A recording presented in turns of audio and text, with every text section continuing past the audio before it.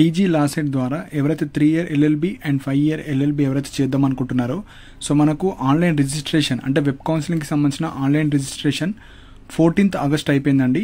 So కొంతమందికి సక్సెస్ఫుల్గా you are eligible for web option వచ్చింది, కొంతమందికి పెండింగ్లో ఉంది, కొంతమందికి రిజెక్ట్ అవ్వడం జరిగింది.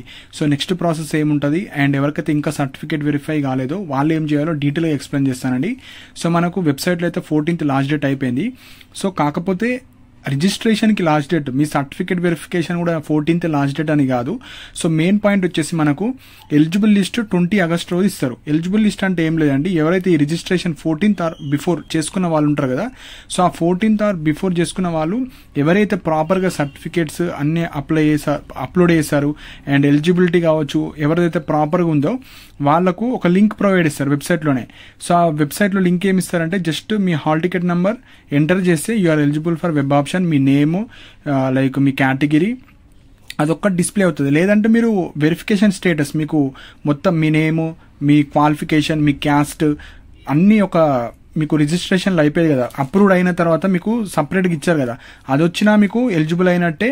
అండ్ ఎవరైతే ఇంప్రాపర్గా పెట్టిన వాళ్ళు కావచ్చు, ఇంకా ఎవరైతే సర్టిఫికేట్ వెరిఫికేషన్ కాలేదో మీరైతే కొద్దిసేపు వెయిట్ చేయండి. సో మనకు టైం ఉంది, రిజిస్ట్రేషన్కి 14th లాస్ట్ డేట్. సో నా సర్టిఫికేట్స్ ఇంకా అప్రూవ్ కాని వాళ్ళకి ఇంకా చేస్తూనే ఉంటారు మనకు వెరిఫికేషన్ ఆఫీసర్ వాళ్ళు. సో ఇక్కడ 20 August ఎలిజిబుల్ లిస్ట్ ఇస్తారు కాబట్టి మనకు 19th వరకు మీ చెక్ చేస్తూనే ఉంటారు. సో ఎవరైతే ఇంకా కాలేవో మీరైతే ఏం టెన్షన్ పడకండి, 19th లోపు మీ అందరి చెక్ చేస్తారు. సో ఎవరైతే ఇంకా వెరిఫై కాలేదో, అప్రూవ్ కాలేదో, ఆర్ ఏమన్నా సర్టిఫికేట్స్ రీఅప్లోడ్ చేయమంటే ఇక్కడ మనకు వెబ్సైట్లోనే ఈమెయిల్ సర్వీస్ ఉంటుంది. సో మీరు ఇక్కడ అఫీషియల్ వెబ్సైట్ ఉంటుంది కదా, కింద మీకు హెల్ప్ లైన్ కింద ఈమెయిల్ సర్వీస్ ఉంటుంది. సో ఈమెయిల్ సర్వీస్ క్లిక్ చేసిన తర్వాత హాల్ టికెట్ నెంబర్, మీ పాస్వర్డ్ ఎంటర్ చేసిన తర్వాత కంపోజ్ ఆప్షన్ ద్వారా మీరు సర్టిఫికేట్స్ అప్లోడ్ చేసుకోవచ్చు. లేదంటే మీకు ఏమైనా డౌట్స్ ఉంటే డౌట్స్ కూడా అడగచ్చు. అంటే సపోజ్ ఇప్పుడు మీరు సర్టిఫికేట్స్ అన్నీ అప్లోడ్ చేశారు. సో మీరు ఏం చేయాలి, ఈ మనకు సర్టిఫికేట్స్ అప్లోడ్ చేసే ప్లేస్లోనే కింద క్వెరీ కానీ కంప్లైంట్ కానీ రైజ్ చేయాలి. సో ఆ ఆప్షన్ క్లిక్ చేసి మీరు కింద రాయాలి. సో మై నేమ్ ఈజ్, మీ నేమ్ రాసి my hall ticket number like last hall ticket number, I uploaded my certificate one week before, please reverify my certificates అని జస్ట్ ఒక టైప్ చేసి మీ యొక్క ఇమేజ్ అప్లోడ్ చేయండి. ఇమేజ్ దేంది, ఇప్పుడు మీ సర్టిఫికేట్ వెరిఫికేషన్ అప్రూవ్డ్ లేకుంటే రిజెక్ట్ అయిందా అది ఆ స్టేటస్ వస్తుంది కదా, ఆ స్టేటస్ ఇక్కడ అప్లోడ్ చేయాలి. సో అది అప్లోడ్ చేస్తే వాళ్ళు రీవెరిఫై చేస్తారు. ఎవరైతే ఇంకా సర్టిఫికేట్స్ ఇంకా దానికి సంబంధించిన స్టేటస్ ఏం రాకపోతే మీరు అయితే అది చేయండి. సో 19th వరకు వాళ్ళు చెక్ చేస్తూనే ఉంటారు కాబట్టి ఎన్ నెంబర్ ఆఫ్ టైమ్స్ మీరు ఈమెయిల్ సర్వీస్ ద్వారా మీరైతే మెసేజ్ చేయండి. అదే సర్టిఫికేట్స్ ఎవరైతే మిస్టేక్స్ ఉన్నాయి, సపోజ్ ఇప్పుడు ఇన్కమ్ సర్టిఫికేట్ అప్లోడ్ చేద్దాం అనుకున్నా, ఇన్కమ్ వచ్చేసి 2025 ఉండాలి. 2025 లేకపోతే మీకు ఫీజు రియంబర్స్మెంట్ రాదు ఫేజ్ 1లో. సో మీరు సర్టిఫికేట్స్ అని క్లిక్ చేసి అందులో మీరు ఇన్కమ్ సర్టిఫికేట్ అప్లోడ్ చేద్దాం అనుకుంటున్నారా, క్యాస్టా, బోనాఫైడ్సా, మెమోసా అన్నీ ఉంటాయి. సో అందులో మీకు ఏ సర్టిఫికేట్స్ వల్ల రిజెక్ట్ చేస్తారో ఆ రిలవెంట్ సర్టిఫికేట్ మీరు అప్లోడ్ చేయాలి. సో అన్ని ఈమెయిల్ సర్వీస్ ద్వారానే వేసుకోవచ్చు. సో అవి సర్టిఫికేట్స్ అయితే అన్ని ప్రాపర్గా ఉంటేనే మీ రిజర్వేషన్ కావచ్చు, మీ క్యాస్ట్ కావచ్చు, మీ ఎలిజిబిలిటీ క్రైటీరియా కావచ్చు మీకు వెబ్ ఆప్షన్స్లో పార్టిసిపేట్ చేస్తారు. సో ఆల్రెడీ ఎవరైతే ప్రాపర్గా మీ సర్టిఫికేట్స్ ఉన్నాయో నెక్స్ట్ ప్రాసెస్ ఏంటంటే మీరైతే వెబ్ ఆప్షన్స్ రోజు వెబ్ ఆప్షన్స్ పెట్టుకోవాలి.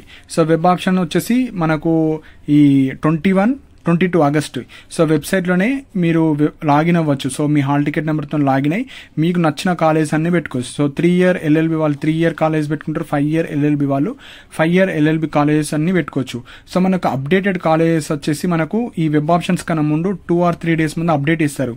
సో మనకు బార్ కౌన్సిల్ నుంచి మనకు లిస్ట్ వస్తుంది. అంటే ఈ కాలేజెస్కి 2025లో పర్మిషన్ ఇచ్చాము, ఆ కాలేజీలో ఎన్ని సీట్స్ ఉన్నాయి, ఎన్ని మేనేజ్మెంట్ కింద ఉన్నాయి, ఎంత ఫీ స్ట్రక్చర్ ఉంది, కాలేజ్ నేమ్, కాలేజ్ అడ్రస్ మొత్తం డీటెయిల్స్ మనకు PDF అప్లోడ్ చేస్తారు. సో అప్పుడు మీరు 21-22 రోజు మీకు నచ్చిన కాలేజ్ అన్ని వెబ్ ఆప్షన్స్ పెట్టుకోవచ్చు. వెబ్ ఆప్షన్స్ పెట్టిన తర్వాత మళ్ళీ ఒక రోజు ఎడిట్ ఆప్షన్ ఇస్తారు 23 రోజు. సో మీరు రీఅరేంజ్ చేసుకోవచ్చు, ఎక్కువ కాలేజ్ యాడ్ చేసుకోవచ్చు, డిలీట్ చేసుకోవచ్చు, అవి చేసుకోవచ్చు.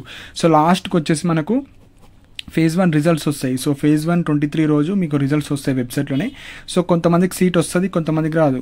సో ఎక్కువ కాలేజ్ పెట్టుకోండి. సో సీట్ వచ్చిన వాళ్ళు మీరు కాలేజ్కి వెళ్ళి రిపోర్ట్ చేయాలి. సో సీట్ రాగానే మీకు ఆ సీట్ అలాట్మెంట్ మీద మీకు ఫీజు రియంబర్స్మెంట్ తీసేసి రిమైనింగ్ అమౌంట్ చూపిస్తుంది.